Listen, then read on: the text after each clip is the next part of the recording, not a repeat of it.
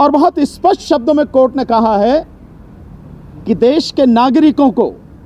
सूचना के अधिकार अधिनियम के तहत ये जानने का हक है कि किस पॉलिटिकल पार्टी को कौन कंपनी या कौन पूंजीपति पैसा दे रहा है, कितना पैसा दे रहा है, ये जानने का उसको हक है। एसबीआई यानी स्टेट बैंक ऑफ इंडिया जितने भी इलेक्टोरल बॉन्ड आज तक खरीदे गए हैं उससे उन सब की जानकारी 6 मार्च तक हर सूरत में इलेक्शन कमीशन ऑफ इंडिया को दे। पब्लिक डोमेन में ये सारी चीजें आए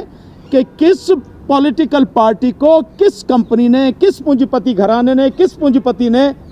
कितना पैसा इलेक्टोरल बॉन्ड के माध्यम से चंदे के रूप में दिया है। जिस औद्योगिक घराने ने, जिस पूंजीपति ने, जिस कंपनी वाले ने पैसा दिया है, सरकार बनने के बाद सरकार ने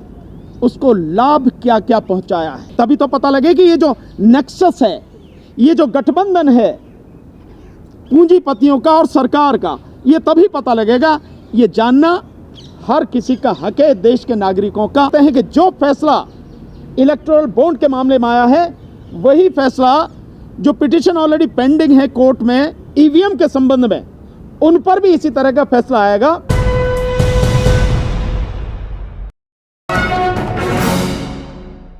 आज इस प्रेस वार्ता में आए हुए मेरे तमाम मीडिया साथी जो सच्चाई को लगातार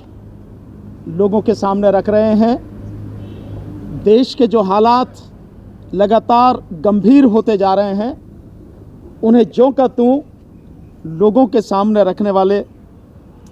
लोकतंत्र के चौथे स्तंभ मेरे मीडिया साथियों को मेरा नमस्कार, आपका अभिनंदन। साथियों, आज 2 विषय हैं, दोनों बहुत गंभीर विषय हैं, लेकिन मैं पहले जो आज सुप्रीम कोर्ट का फैसला आया है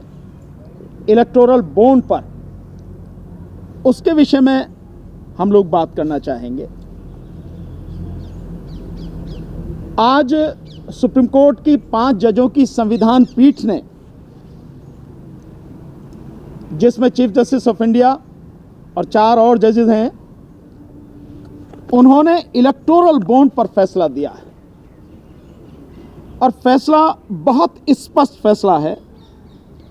जो इलेक्टोरल बॉन्ड है वो पूरी तरह से असंवैधानिक है। उस इलेक्टोरल बॉन्ड को लाने के लिए जो कानून बनाया गया वो कानून पूरी तरह से असंवैधानिक है। जो इनकम टैक्स एक्ट में उसके लिए संशोधन किया गया था वो भी असंवैधानिक है,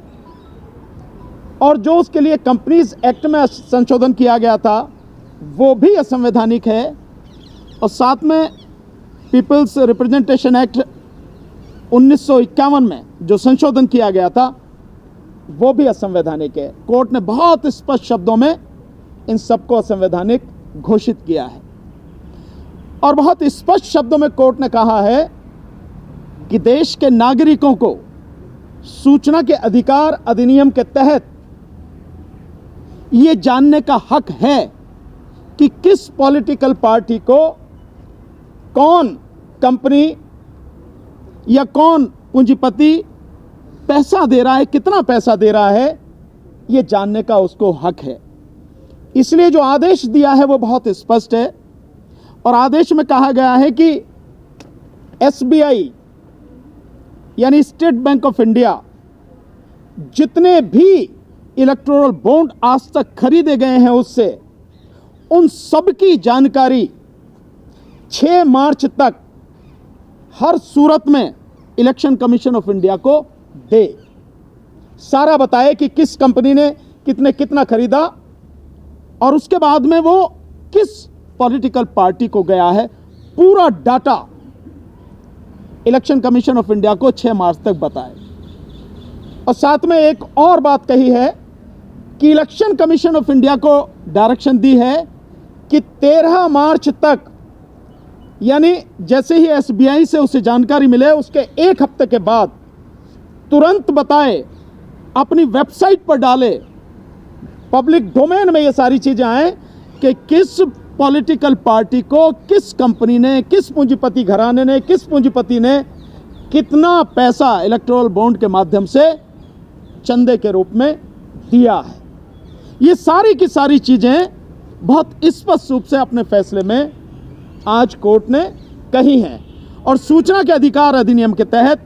ये लोगों को जानने का अधिकार है, इसमें आप कुछ चीज़ छुपा नहीं सकते हैं किसी भी तरह से। ये जानना जरूरी है, क्योंकि ये इसलिए भी जानना जरूरी है कि जिस उद्योग घराने ने, जिस औद्योगिक घराने ने, जिस पूंजीपति ने, जिस कंपनी वाले ने पैसा दिया है, सरकार बनने के बाद सरकार ने उसको लाभ क्या क्या पहुंचाया है, तभी तो पता लगे कि ये जो नेक्सस है, ये जो गठबंधन है पूंजीपतियों का और सरकार का, ये तभी पता लगेगा। ये जानना हर किसी का हक है, देश के नागरिकों का हक है। ये स्पष्ट आदेश आज सुप्रीम कोर्ट ने दिया है और इलेक्टोरल बॉन्ड को पूरी तरह से खारिज कर दिया है, उसको गैर संवैधानिक घोषित किया है साथियों। हालांकि ये जो फैसला है बहुत अच्छा फैसला है, हम कोर्ट को इस बात के लिए बहुत बहुत धन्यवाद देते हैं। देश की जनता निश्चित रूप से आभार व्यक्त करती है चीफ जस्टिस ऑफ इंडिया की जो अध्यक्षता में कॉन्स्टिट्यूशन बेंच बनी है, उन सब का आभार। लेकिन ये फैसला भी बहुत देर से आया है, क्योंकि इस बीच में 15,000 करोड़ रुपया, 15,000 करोड़ से ज़्यादा रुपया इलेक्टोरल बॉन्ड के माध्यम से पॉलिटिकल पार्टीज़ को गया है, जिसमें 72% से ज़्यादा पैसा, बल्कि अब तो और भी ज़्यादा जो बाद के समय में दिया गया, वो अकेले बीजेपी के पास में गया। यानी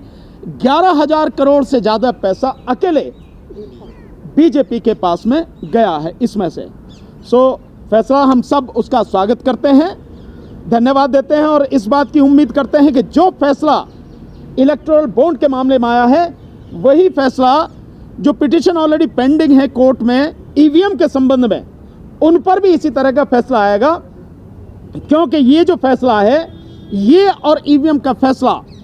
दोनों लगभग जुड़े हुए ही हैं। दोनों के दोनों इस सरकार द्वारा पैसा और सत्ता को हड़पने की कोशिश इन दोनों के माध्यम से की गई है। तो वही फैसला जो एडीआर की पिटीशन पड़ी है और जो पिटीशन पड़ी है उस पर ईवीएम के सिलसिले में आए, ताकि ये नेक्सस जो बना है और सत्ता को हड़पने की जो सारा षड्यंत्र है वो टूटे और लोगों के सामने इस देश के लोकतंत्र को बचाने का एक अच्छा मौका मिले। लोग अपनी इच्छा से जिसको चुनना चाहते हैं, जिसको वोट देना चाहते हैं, उसको वोट दें, उसको चुनें और एक निष्पक्ष सरकार चुनकर आए।